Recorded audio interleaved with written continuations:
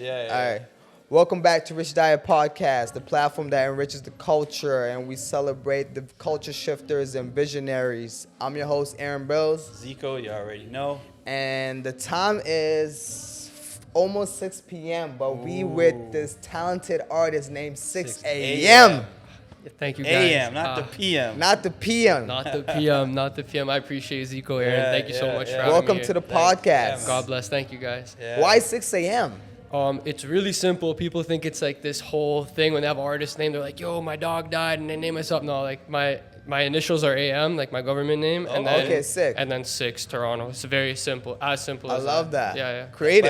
That's creative for sure. Thanks, I appreciate that. Yeah, hell yeah, that's creative. Do you wake up at 6 a.m.? Sometimes I do. Sometimes I fall asleep at 6 a.m. But yeah, you know. Working in the studio or partying? A bit of both. Life is about balance, right? Right. So sometimes more of the other balance than the other balance. it's yin and yang, at the end of the day, we're outside, we're inside. At the end, it's a healthy balance, though. Yeah. That's I awesome. love that. And we know that you performed one of your songs at the Fill the Blank. Yeah. How important is for you as an artist to be in the Fill the Blank space?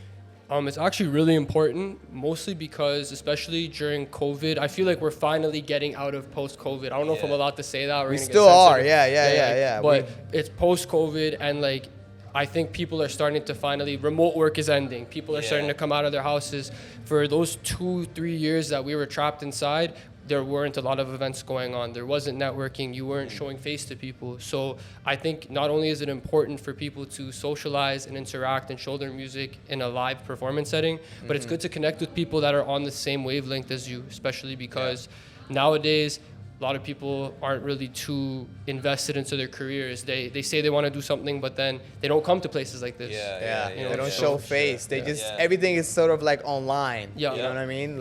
People would rather go live online than actually pull up in person, and showcase themselves. Right. That's a good segue to this question. So, as an artist, or it's lonely sometimes, right? So how do you combat? How does something like Fill in the Blank help you combat that relationship with self-doubt and isolation?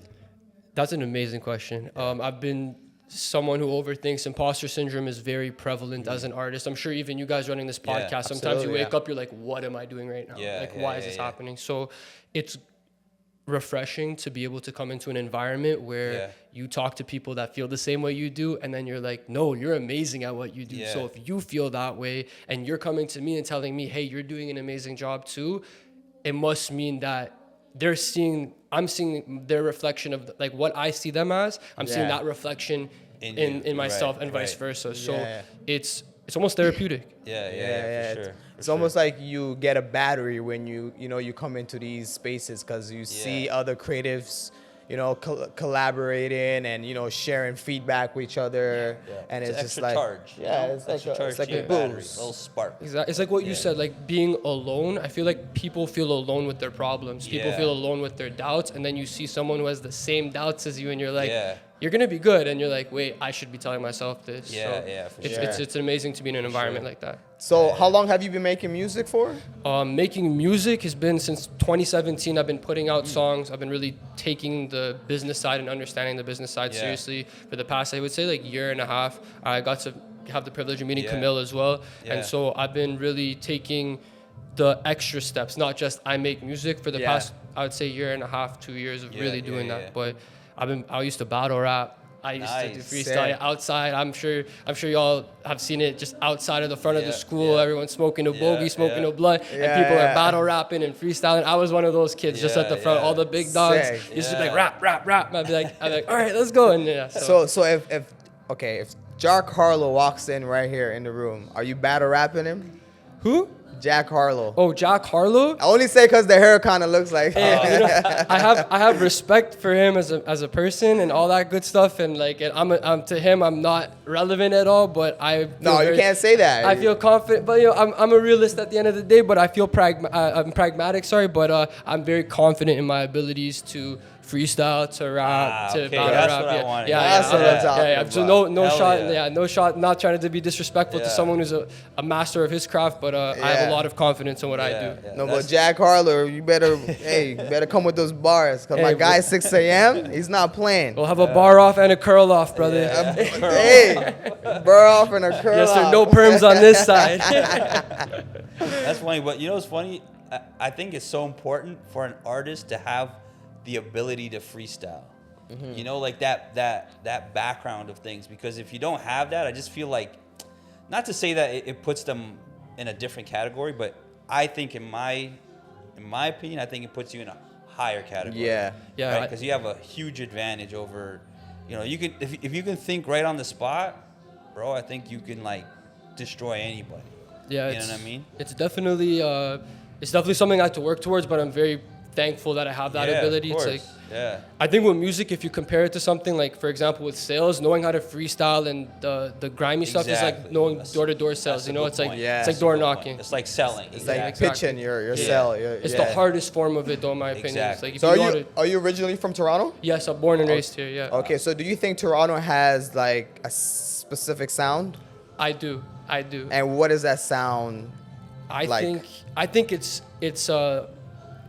think there's two sounds to Toronto, and it's the polarity of it. And it's kind of like our weather. Our winters are cold. We have a cold and dark sound. But then when the summers, they get hot. They get nice. Yeah. Beautiful women, beautiful people, beautiful environments, the parties. We have that too. So you get the dance hall, the reggaeton, the EDM songs, the good vibes. So I think the best artists that come out of Toronto really encapsulate that too. Right. Tory, Drake, Weeknd. Yeah. I feel like they really do that. Yeah. No, I agree.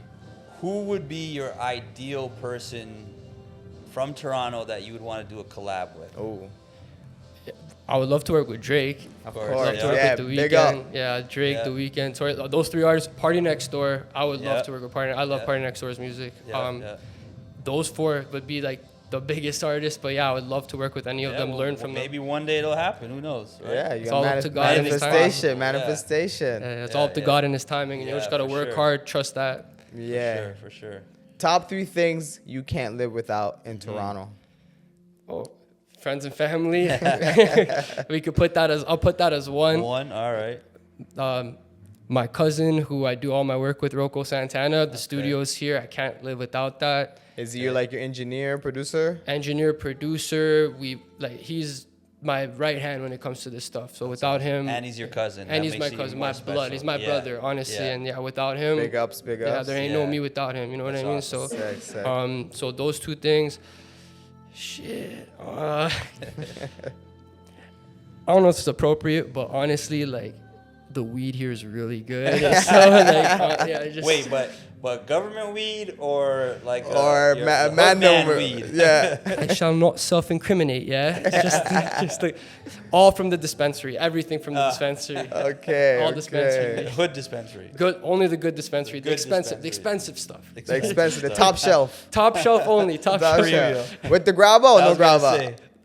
I'm trying to sing, you know what I mean? So, No grabba. No grabba, but we'll roll it backwards sometimes, you know what I mean? Yeah. Keep it authentic. That's awesome. Valid, man. Okay, No, those are good 3. Those are valid ones. I hope y'all can resonate with those 3. Yeah. Sick. Sure. No, I'm sure a lot of people can resonate with that.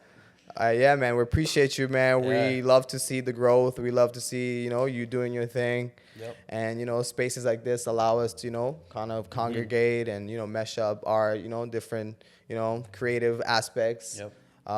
And for anyone that's curious and wants to tap in with you, when you want to shout out your socials. Yeah. It's official 6 a.m. on all platforms. Official number 6 a.m. all one word. On all platforms, and I appreciate y'all having me on here. And that's that even like iTunes, Spotify, all of that. On Spotify, Apple Music and stuff, it's just 6 a.m. On social media platforms, it's official 6 a.m. Awesome. Sick. I appreciate you guys so much. Energy's great. Appreciate you too, bro. God bless, boys. You already know Richdiet Podcast. I'm your host, Aaron Bills. Zico, you already know. We're at 6 a.m. Yes, sir. And now it's 6 p.m. We out. Peace.